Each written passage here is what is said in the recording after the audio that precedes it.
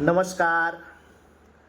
आज हम लोग हिंदी की सुप्रसिद्ध लेखिका सुभद्रा कुमारी चौहान की प्रसिद्ध कहानी राही को पढ़ेंगे। राही कहानी राष्ट्रीयता से ओतप्रोत कहानी है। सुभद्रा कुमारी चौहान की कहानी राही को पढ़ने से पहले इनके व्यक्तित्व और कृतित्व को जानना आवश्यक है। सुभद्रा कुमारी चौहान का जन्म 1904 ईस्वी में नाग पंचमी के दिन इलाहाबाद के निकट निहालपुर नामक गांव में हुआ था। इनके पिता रामनाथ सिंह प्रसिद्ध जमींदार थे। कहा जाता है कि सुभद्रा कुमारी चौहान कविता कहानी के क्षेत्र में अपना महत्वपूर्ण योगदान दी है। स्वतंत्रता सेनानी के रूप में भी इनकी प्रतिष्ठा रही है। इनकी दो कविता संग्रह काफ़ी प्रसिद्ध है, त्रिधारा और मुकुल। झांसी की रानी कविता भी इनकी काफ़ी प्रसिद्ध है, जो राष्ट्रीयता के फलक पर अपनी प्रसिद्धि प्राप्त कर चुका है। इनकी कहानियाँ इनके स्वतंत्रता सेनानी व्यक्तित्व को उद्घाटित करता है। ऐसा माना जाता है कि सुभद्रा कुमारी चौहान राष्ट्रीय घटनाओं में, राष्ट्रीय आंदोलनों में भाग लेती थी, जिसके कारण कई एक बार जो है जेल भी गई और जेल में जो यातनाएं झेली, जो दुख झेली और जेल में के लोगों के जीवन को देखी, उसी का यथार्थ चित्रण जो है अपनी कहानियों में की है। कहा जाता है कि इनकी अधिकतर कहानियां इनके जेल जीवन पर आधारित है। इनकी जो प्रसिद्ध कहानी संग्रह है वह है बिखरे मोती 1932 ईस्वी, जिसमें 15 कहानियां संग्रहित है। उन्मादनी 1934 ईस्वी, जिसमें 9 कहानियां संग्रहित है। सीधे साधे चित्र 1947 ईस्वी, जिसमें 14 कहानियां संग्रहित हैं। और सुभद्रा कुमारी चौहान के संदर्भ में कहा जाता है कि कुल मिलाकर इन्होंने 46 कहानियां लिखी हैं। और इनकी पुत्री जो है सुधा चौहान ने इनकी जीवनी को मिले तेज से तेज नामक पुस्तक में लिखी है। माना जाता है कि सुभद्रा कुमारी चौहान की जो अंतिम कहानी संग्रह है उसमें कुल 14 कहानियां हैं और इस कहानी संग्रह का नाम है सीधे साधे चित्र। इस कहानी संग्रह में रूपा, कैलाशी, नानी, बिहला, कल्याणी, दो साथी, उसके बाद है प्रोफेसर मित्रा, दुराचारी, मंगला, कुल 8 कहानियाँ जो है नारी प्रधान कहानियाँ हैं। ये स्त्री विमर्श और नारी जीवन से संबंधित कहानियाँ हैं। साथ ही इसी संग्रह में जो है हिंग वाला, राही, टांगे वाला, गुलाब सिंह आदि कहानियाँ भी संग्रहित है, जो राष्ट्रीयता से संबंधित है। सुभद्रा कुमारी चौहान अपने अनुभव के आधार पर कहानियों की सृष्टि की है। साथ ही वो पाठक के चित्त पर जो है एक विशेष प्रभाव डालने में सफल भी होती है। स्वाधीनता आंदोलन से संबंधित अनेक प्रसंगों को अपनी कहानियों में ये उद्घाटित करती है। और इसी के संदर्भ में इनकी पुत्री सुधा अरोरा कहती हैं कि सुभद्रा के जीवन के बारे में जानने के लिए हम उनकी कहानियों को पढ़ें तो स्पष्ट हो जाता है कि सुभद्रा जी ने अपने जेल जीवन, अपने परिवेश, अपने इर्द गिर्द के चरित्रों को ज्यों का त्यों कहानियों में ढाल दिया है। इसलिए उनकी कहानियों में न बनावट है न बुनावट है। यानी सुभद्रा कुमारी चौहान ने किताबी ज्ञान के आधार पर सुनी सुनाई बातों का आश्रय नहीं करके अपने मौलिक अनुभवों को कहानी के रूप में सृष्टि की है। इस कहानी के जो प्रमुख पात्र हैं वह है राही, जो मांगरोरी जाति की गरीब महिला है जिसे अनाज की चोरी के जुर्म में जेल में डाला गया है। दूसरा पात्र है अनीता, एक संपन्न वर्ग की समाज सुधारक है तथा स्वतंत्रता आंदोलन में जेल गई है। तीसरे पात्र जो है अन्य पात्र जो है राही का पति, राही के बच्चे, अनीता के पिता, केवल इन लोगों का नाम उल्लेख है, और स्त्री जेलर।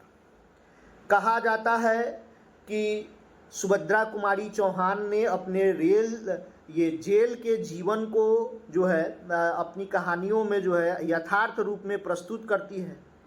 कहानी के कथ्य को अगर हम समझें तो हम पाते हैं कि सुभद्रा कुमारी चौहान के जेल के अनुभवों पर आधारित जो है यह राही कहानी है, और इस कहानी के दो प्रमुख पात्र हैं राही और तथा अनीता जो जेल में है। और इस कहानी को परस्पर जो है ये कहानी में परस्पर जो है वार्तालाप प्रस्तुत की गई है, और वार्तालाप शैली में ही कहानी को आगे भी बढ़ाया गया है। दोनों में परस्पर संवाद से ज्ञात होता है कि राही एक गरीब महिला है जिसे केवल 5 सेर अनाज की एक गठरी चुराने के जुर्म में पूरे 1 साल की सज़ा मिली है। राही अपने भूखे बच्चों का पेट भरने के लिए अनाज का चोरी की थी। राही मांगरोरी जाति से संबंध रखती थी जिन्हें समाज में कोई मजदूरी करने की अनुमति नहीं थी। उन्हें केवल मांगकर ही पेट भरना पड़ता था, और यदि भीख न मिले तो चोरी करनी पड़ती थी। उन पर पुलिस वाले का भी अत्याचार होता था तथा कचहरी में मजिस्ट्रेट भी उनकी बात नहीं सुनते थे। राही के पति को पुलिस वालों ने जेल में मारा जिससे उसकी मृत्यु हो गई। दूसरी ओर अनीता सत्याग्रह करके जेल में आई है। पहले उसे बी क्लास में रखा गया था, फिर उसके घर वालों ने लिखा पढ़ी की जिससे उसे ए क्लास में शिफ्ट कर दिया गया। जेल में सभी उसे जो है जीवन की सभी सुख सुविधाएं जो है उपलब्ध थी। अनीता सोचती है कि क्या देश की दरिद्रता और इन गरीबों के कष्ट को दूर करने का कोई उपाय नहीं है। जेल में आकर हम जैसे लोगों का कौन सा बड़ा त्याग कर देते हैं। जेल में हमें कौन सा कष्ट रहता है।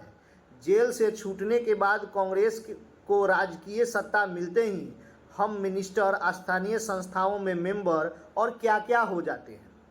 कल तक जो खादी भी न पहनते थे कांग्रेस का मजाक उड़ाते थे।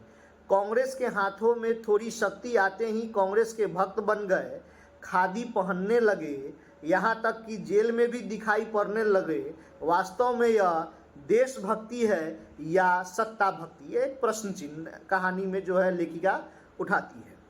यह सोचते सोचते उसे आत्मग्लानि हुई और साथ ही साथ अनुभूति भी कि अनीता की आत्मा बोल उठी, वास्तव में सच्ची देशभक्ति तो इन गरीबों के कष्ट निवारण में है। इन हजारों लाखों भूखे नंगे भाई बहनों की यदि हम कुछ भी सेवा कर सके, थोड़ा भी कष्ट निवारण कर सके, तो सचमुच में हम अपने देश की सेवा कर सकेंगे या हम अपने देश की सेवा की है। अंत में अनीता स्वप्न देखती है कि वह किस प्रकार से मांगरोरी जाति का कल्याण कर सकती है। स्वप्न में वो मांगरोरी लोगों को अपने गांव में ले जाती है और वहां उनके लिए एक छोटा सा आश्रम खोलती है। आश्रम में वो बच्चों को पढ़ाती है तथा स्त्रियों को सूत काटना सिखाती है। दूसरी तरफ मर्द कपड़ा बुनना तथा रुई धुनने का कार्य करते हैं। उन्हें शाम में धार्मिक पुस्तकें सुनाई जाती है तथा देश के तत्कालीन हालातों के बारे में भी बताया जाता है। वह भीख मांगने व चोरी करने वाले लोग धीरे धीरे आदर्श ग्रामवासिनी बन जाते हैं। रहने के लिए उन्हें छोटे छोटे घर बना लिए हैं। राही के अनाथ बच्चों को अनीता अपने साथ रखती है।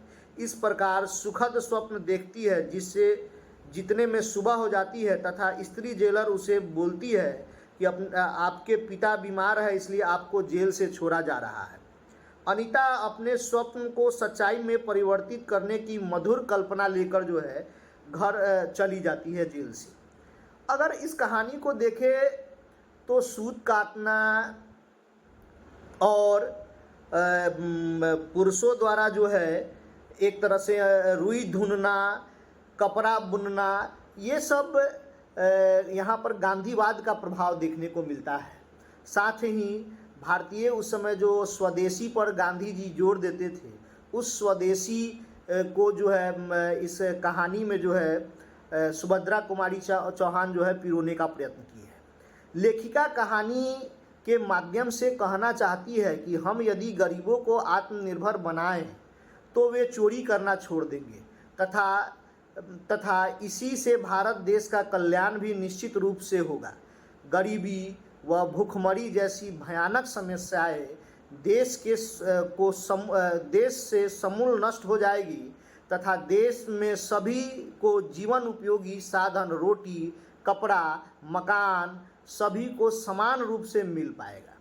लेखिका कहानी के अंत में यह भी संदेश देना चाहती है कि समाज के गरीब तथा अनाथ लोगों के उत्थान और कल्याण के कार्य के कारण ही सच्ची देशभक्ति हो सकती है। यानी अगर गरीबों का कल्याण और अनाथों का कल्याण अगर करते हैं तो सही मायने में वही देशभक्ति है। और इसी पर जो है लेखिका सुभद्रा कुमारी चौहान जोर देती है। इस कहानी की प्रसिद्ध पंक्तियां हैं जो नेट में आजकल पूछता है। पहली पंक्ति है कि तूने चोरी क्यों की, मजदूरी करती तब भी तो दिन भर में 2, 3, 4 आने पैसे मिल ही जाते। तब मांगरोलिन कहती है कि हमें मजदूरी नहीं मिलती सरकार, हमारी जाति मांगरूरी है, हम केवल मांगते खाते हैं। दूसरी महत्वपूर्ण पंक्ति है इस कहानी की कि देश की दरिद्रता और इन निरीह गरीबों के कष्टों को दूर करने का कोई उपाय नहीं है। हम सभी परमात्मा के संतान हैं, एक ही देश के निवासी। कम से कम हम सबको खाने, पहनने का समान अधिकार तो है ही। या फिर क्या बात है कि कुछ लोगों को बहुत आराम से रहते हैं और कुछ लोग पेट के अन्न के लिए भी चोरी करते हैं। ये दूसरी महत्वपूर्ण पंक्ति है इस कहानी की। तीसरी महत्वपूर्ण पंक्ति है इस कहानी की कि जेल आकर हम कौन सा बड़ा त्याग कर देते हैं। जेल में हमें कौन सा कष्ट रहता है सिवाय इसके कि हमारे माथे पर नेतृत्व की सील लग जाती है। हम बड़े अभिमान से कहते हैं यह हमारी चौथी जेल यात्रा है, यह हमारी 5वीं जेल यात्रा है। अगली महत्वपूर्ण पंक्ति है, चौथी महत्वपूर्ण पंक्ति है इस कहानी की। हम जितनी बार जेल जा चुके होते हैं उतनी ही सीधी हम देशभक्ति और त्याग से दूसरों से ऊपर उठ जाते हैं। और इसके बल पर जेल में से छूटने के बाद कांग्रेस को राजकीय सत्ता मिलते ही हम मिनिस्टर, स्थानीय संस्थाओं के मेंबर और क्या क्या हो जाते हैं। ये चौथी महत्वपूर्ण पंक्ति थी। 5वीं महत्वपूर्ण पंक्ति है इस कहानी की कि कल तक जो खद्दर भी न पहनते थे, बात बात पर कांग्रेस का मजाक उड़ाते थे, कांग्रेस के हाथों में थोड़ी शक्ति आते ही वे कांग्रेस भक्त बन गए, खद्दर भी पहनने लगे, यहाँ तक जेल में भी दिखाई पड़ने लगे। वास्तव में यह देशभक्ति है या सत्ता भक्ति? ये एक प्रश्न है यहाँ पर जो है लेखिका ने उठाया है। छठी महत्वपूर्ण पंक्ति है इस कहानी की। वास्तव में सच्ची देशभक्ति तो इन गरीबों के कष्ट निवारण में है। ये दूसरे नहीं, हमारी ही भारत माता की संतानें हैं। इन हजारों लाखों भूखे नंगे भाई बहनों की यदि हम कुछ भी सेवा कर सके, थोड़ा भी कष्ट निवारण कर सके, तो सचमुच हमने अपने देश की कुछ सेवा की है। ये अगली महत्वपूर्ण पंक्ति है। और 7वीं महत्वपूर्ण और अंतिम महत्वपूर्ण पंक्ति है इस कहानी की कि जेल से छूटकर वह इन्हीं मांगरूरीन लोगों के गांव में पहुंच जाती है। वहां उससे एक छोटा सा आश्रम खोल दिया। उसी आश्रम में एक तरफ छोटे छोटे बच्चे पढ़ते हैं और स्त्रियां सूत काटती है, दूसरी तरफ मर्द कपड़ा बुनते हैं और रुई ढूंढते हैं। शाम को रोज उन्हें धार्मिक पुस्तकें पढ़कर सुनाई जाती है और देश में क्या हो रहा है यह सरल भाषा में समझाया जाता है। स्त्री भीख मांगने और चोरी करने वाली स्त्रियां जो है आदर्श ग्रामवासिनी हो चले हैं। यानी एक तरह से हम बोले कि इस कहानी पे राष्ट्रीयता, गांधीवाद और तात्कालीन राजनीति, कांग्रेस की स्थिति, इन सभी का प्रभाव देखने को मिलता है इस कहानी में। और लेखिका ने कहानी की बुनावट जो की है वह तत्कालीन भारतीय राजनीति, राष्ट्रीयता और सामाजिक, राजनीतिक, आर्थिक परिस्थितियों को केंद्र में रखकर जो है वह की है। तो इस प्रकार से राही कहानी आपका आज समाप्त कर दिए और अब नेक्स्ट क्लास में अगली कहानी जो है हम आपको ऑनलाइन पढ़ा देंगे। आप सभी लोगों से, विद्यार्थियों से, व्यूअर्स से, मित्रों से आग्रह है कि जो कहानियाँ मैं net, UGC net, NTA net से संबंधित मैं जो पढ़ा रहा हूँ, आप उस कहानी को अपने मित्रों, अपने दोस्तों, अपने मतलब जो करीबी हैं उन लोगों को भेजने की कोशिश करें, जिससे ज़्यादा से ज़्यादा लोगों के पास जाएगा, चैनल मोनेटाइज हो जाएगा। तो मैं लाइव आके आप लोगों का क्लास कर दूंगा, जिससे सभी लोग लाभान्वित होंगे। और आप जानते ही हैं कि मैं पिछले 2 वर्षों से गरीब विद्यार्थियों की सेवा कर रहा हूं। सभी लोगों को निःशुल्क हिंदी नेट के संदर्भ में जो है ऑनलाइन क्लास दे रहा हूं। तो मैं चाहूँगा कि आप लोग की भी जिम्मेवारी बनती है कि क्लास को जो है ज़्यादा से ज़्यादा लोगों तक पहुँचाए, जिससे व्यूअर्स की संख्या बढ़े और तुरंत चैनल मोनेटाइज हो जाए। और मोनेटाइज होने के बाद जो है आप लोगों को जो है अन्य सुविधाएं भी प्राप्त होने लगेगी। तो हम ये कहेंगे, दूसरी बात है कि अब ये एक महत्वपूर्ण सूचना ये है कि सुप्रीम कोर्ट में यूजीसी नेट एग्ज़ाम से संबंधित PIL दाखिल हुआ है और रिजल्ट पर जो है सुप्रीम कोर्ट ने जो है स्टे लगा दिया है। तो अब यह संभावना व्यक्त की जा रही है कि आपको दिसंबर में नेट का एग्ज़ाम ले लिया जाएगा और इसका रिज़ल्ट हो सकता है बाधित हो, देर से रिज़ल्ट आए या न भी आए, फिर से रिज़ल्ट अगर एग्ज़ाम हो या फिर से रिज़ल्ट हो, तो उसमें जो है जब तक कोर्ट का डिसीजन नहीं आएगा, माननीय उच्च न्यायालय का मार्गदर्शन प्राप्त नहीं होगा, तब तक रिज़ल्ट आने की संभावना नहीं है। इसलिए आप लोग इंतज़ार नहीं करें और तुरंत जो है अगले एग्ज़ाम की तैयारी प्रारंभ कर दे। चूँकि आपको सितंबर में जो है यूजीसी नेट और एनटीए नेट का जो है फॉर्म फिर से आ जाएगा और दिसंबर में जो है 15 से 20 दिसंबर के बीच में परीक्षा ले ली जाएगी। तो आपको 3 साढ़े 3 माह का समय मिलेगा, इसलिए अभी से ही तैयारी प्रारंभ कर दें। धन्यवाद।